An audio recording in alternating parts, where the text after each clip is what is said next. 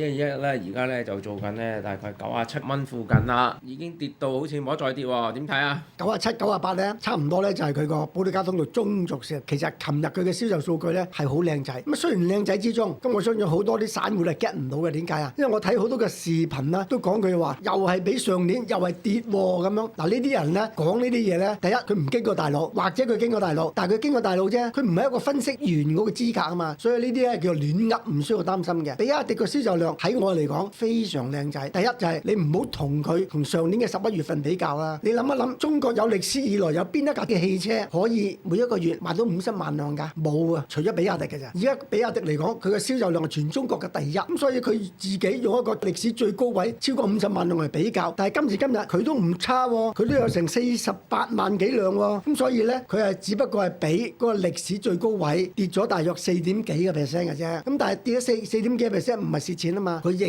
然係賺緊錢啊，仲係可以賺緊成300幾億啊嘛。咁第二樣嘢你要睇埋另一個數據就係出口嚟講咧，佢係增加得好緊要嘅，131935架 break 曬 record 㗎啦。喺全中國之中，出口汽車最犀利嘅咧就係奇瑞。咁但係而家呢個11月份嚟講嘅數字咧，奇瑞已經比比亞迪爬咗頭㗎啦。如果你講緊呢一個1年之前咧，比亞迪嘅出口咧比奇瑞咧1/3都唔夠，但係11月份淨係出口車輛131935架，比起奇瑞嘅131851架，啱啱多咗幾十架，創咗中國最高嗰個出口汽車紀錄，仲未計總銷量啊！總銷量佢喺新能源汽車嚟講仍然係 number one 喎嚇，世界上都係 number one，唔好講中國啦。咁所以唔好淨係睇佢上一年11月份比，你要同翻好多綜合性嘅數據比，你先至可以睇得到嘢嘅。咁所以咧，今次嚟講，比亞迪呢個11月份嘅銷售量咧，我覺得可以接受嘅，係屬於好嘅。